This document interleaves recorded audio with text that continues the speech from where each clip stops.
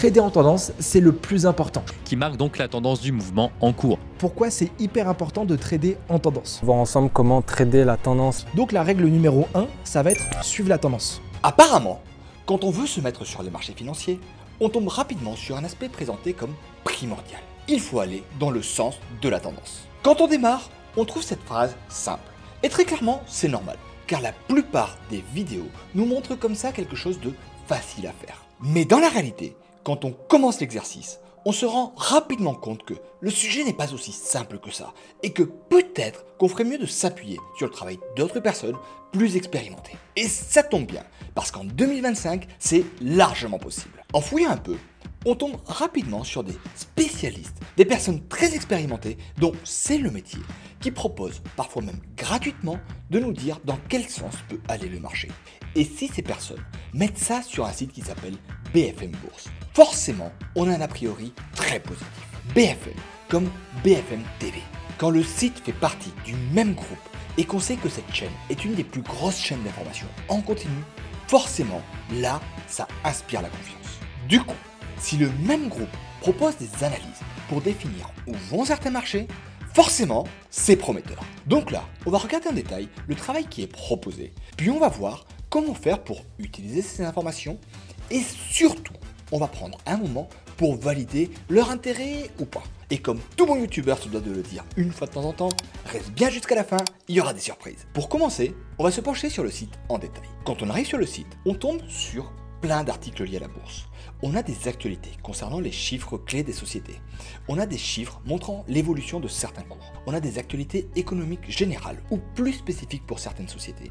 Et on a des analyses bourse sur certains marchés. C'est cette dernière partie qui va nous intéresser. Quand on va dans la section analyse, on tombe sur des articles plus ou moins détaillés. Certains de ces articles sont gratuits, notamment ceux qui concernent le CAC 40. D'autres sont payants. Quand on clique dessus, on se rend compte qu'il faudrait payer entre 30 et 50 euros par mois pour accéder aux conseils exclusifs. Mais sur ce point, on y reviendra un peu plus tard. Pour la suite, de notre côté, on va notamment s'intéresser à une partie spécifique, l'analyse qui est faite très régulièrement sur le CAC 40. Quand on va dans la partie indice, on constate que presque tous les jours, on a une analyse complète produite sur notre cher indice français. Et si on clique dessus, on tombe donc sur un article assez complet en général qui explique l'analyse réalisée en détail. À mon avis, pas mal de traders s'appuient sur ces informations dans leur trading quotidien. Mais nous, on va faire les choses comme il faut et on va décortiquer les informations pour commencer, pour voir d'où elles viennent et ce qu'elles valent. Déjà, on va commencer par la partie en italique en haut de l'article. Cet article est produit par l'équipe de recherche en analyse et stratégie boursière de BFM Bourse. Pour commencer,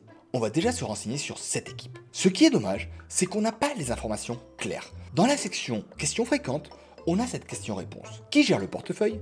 Une équipe de 5 professionnels spécialistes de la psychologie de marché et de l'analyse technique. Bon, c'est léger, mais ça semble déjà assez prometteur. Et en continuant de fouiller, on peut tomber sur cette liste dans la rubrique Avis d'experts. Alors, je ne sais pas s'il s'agit des mêmes personnes qui produisent toutes les analyses. Mais déjà, le palmarès est sympa. Ici, on a un économiste enseignant. Là, on a un diplômé sorti d'école de commerce qui a travaillé chez BNP Paribas, puis pas mal d'autres grosses banques et qui délivre des conseils quotidiens. On pourrait regarder toute la liste en détail, mais on est très souvent sur des profils avec des CV extrêmement prometteurs. Si les analyses sont produites par des personnes de cet acabit, clairement, il n'y a rien à redire. Ok, on a vu que BFM semblait savoir vers qui se tourner pour ça. Donc maintenant, on peut revenir sur notre article. Quand on prend le temps de regarder l'article en détail, on peut déjà constater qu'il est très complet. Déjà, on peut commencer avec le titre. CAC 40, structure en Arami sous les 8000 points symboliques. Avec le terme Arami, on sait qu'ils utilisent les chandeliers japonais. Avec le niveau des 8000 points, on peut voir qu'ils travaillent aussi sur les niveaux de support et de résistance. Si on continue dans l'article, on retrouve des explications concernant les récentes évolutions du cours du CAC 40. Par exemple, comme c'est un indice qui se compose d'actions sur plusieurs sociétés, on nous explique que l'action L'Oréal a eu un mauvais impact dernièrement apparemment. Ensuite, on nous dit aussi quels sont les événements macroéconomiques qui pourraient avoir un impact sur l'évolution du cours. Apparemment, une intervention de la présidente de la BCE était à suivre. Et comme l'analyse est vraiment complète, on va également avoir une partie analyse graphique, avec des explications sur les niveaux de support et de résistance et certaines figures chartistes. Et enfin, quand on arrive en bas de l'article, on retrouve la partie qui va nous intéresser, la conclusion. Au regard des facteurs clés que nous avons mentionnés, notre avis est négatif sur l'indice CAC 40 à court terme. Et pour bien montrer cet avis, on a ici un joli encadré intitulé « Le conseil BFM Bourse » avec une grosse flèche rouge indiquant que, pour eux, le marché devrait aller vers le bas. Ouf, on est enfin arrivé au bout de l'article. Le moins que l'on puisse dire, c'est que le travail d'analyse semble vraiment complet et propre et reprend tous les éléments attendus, que ce soit ceux liés aux actualités ou encore ceux liés à l'analyse graphique. Franchement, de ce côté-là, bien joué. Mais maintenant, arrive la vraie question. C'est bien beau tout ça, mais est-ce qu'avec ces analyses, nos résultats vont vraiment être transformés ou tout bêtement, est-ce que ça marche vraiment?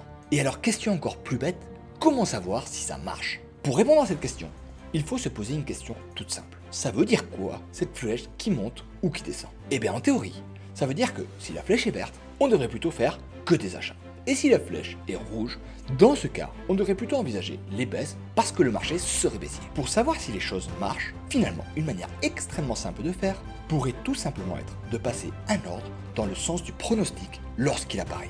Et ça, c'est exactement ce que j'ai fait depuis plusieurs semaines. Mais comme je n'avais pas prévu de passer mes journées à suivre les articles en question, pour savoir ce que ça pouvait donner, j'ai décidé de faire les choses à ma manière. J'ai décidé de programmer un robot de trading automatique. Au niveau de son fonctionnement, finalement, les choses sont simples. Je lui demande tout simplement que toutes les 5 minutes, il se connecte au site BFM Bourse, puis qu'il regarde s'il y a un nouvel article concernant le CAC 40. Et si c'est le cas, il doit alors regarder la conclusion pour suivre le conseil et passer un ordre en automatique dans le sens préconisé, à l'achat ou à la vente sur un compte de démonstration. En gros, un robot qui lit les actualités et les respecte à ma place. Et comme ça, tant que l'article dit que le marché est haussier, il conserve une position acheteuse, et si tout à coup un nouvel article dit que la tendance est neutre ou baissière, hop, il coupe la position et ouvre une nouvelle position si besoin. En gros, on suit les recommandations automatiquement et ça marche très bien tout seul. Par exemple, ici on peut voir que BFM Bourse a sorti le 24 janvier 2025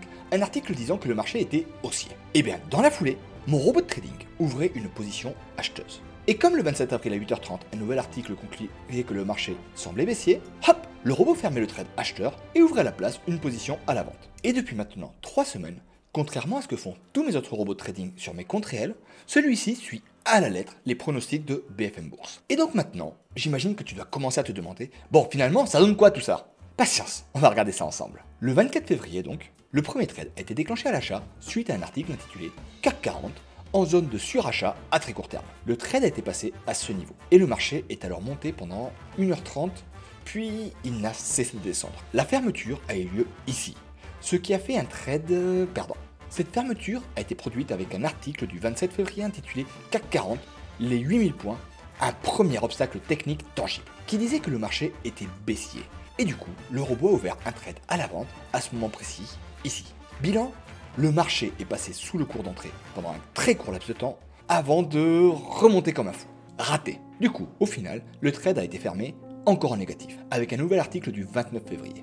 Et depuis que je l'ai lancé, le robot n'a pas arrêté. À chaque fois, les trades ont fini dans le rouge. De mon côté, dans mes robots, je n'ai pas de suivi de tendance systématique et encore moins d'analyse aussi poussée des actualités. Et malgré tout ça, au niveau de mes résultats, j'arrive à faire des choses comme ça ou encore ça. Et concrètement, ça n'a rien à voir avec le travail proposé par BFM Bourse. Du côté des robots, l'objectif est avant tout de certes bien entrer en position, mais aussi et surtout de profiter des fluctuations des marchés pour les exploiter au mieux. Du côté de BFM Bourse par contre, le souhait est de tenter de savoir dans quel sens peut potentiellement aller le marché pour se positionner dans le bon sens. Et du coup, ce qui est très intéressant, c'est déjà de faire un constat simple. Faire cette identification de tendance, ça peut paraître simple sur le papier, mais dans la réalité, ce n'est pas du tout une science exacte. Là, on peut voir que malgré les analyses poussées, proposées par un site de bonne réputation et produites par des experts, on est très loin d'avoir quelque chose de parfait. Par contre, s'il y a bien une critique que je pourrais largement entendre, c'est celle qui me dirait « Oui, mais ici ton analyse est trop court-termiste. Peut-être qu'ils n'ont pas eu de chance sur la période. » Et c'est vrai, l'argument tient largement la route. Et oui, mon analyse est trop courte. Mais la bonne nouvelle, c'est qu'on a bien une manière de savoir si leurs analyses sont souvent bien meilleures. Pour ça, il suffit de cliquer sur cette image, qui nous explique qu'avec leur offre prestige, on pouvait accéder aux analyses qui ont permis de faire plus 309% depuis 2008 contre 61% pour le CAC 40. Quand on clique dessus, on tombe alors sur cette page, qui affiche les performances du portefeuille en question et qui, depuis janvier 2018, est de plus 54% contre 50% si on avait tout simplement juste mis en place notre capital sur un fonds indiciel basé sur le CAC 40. Bon, ok.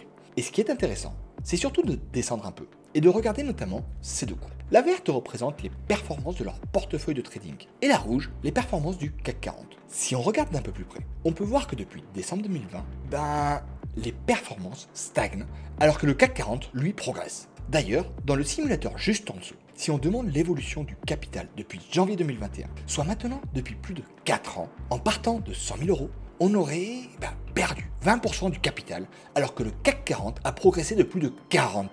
S'il y a bien un truc que je dois leur accorder, c'est qu'ils font preuve de transparence quant à leurs résultats, et ça, c'est bien. Mais avec cette transparence, on a aussi une facette cachée du trading manuel. Les avis d'experts et les traders n'ont pas une boule de cristal qui permettrait de lire dans l'avenir, bien loin de là. Voilà, je te propose qu'on s'arrête là pour notre analyse du jour. Mais si tu souhaites que j'en refasse, n'hésite pas à me le dire en commentaire ou à minima à laisser un pouce vers le haut, ce sera avec plaisir que je rattaquerai cet exercice. C'était Paul, ciao!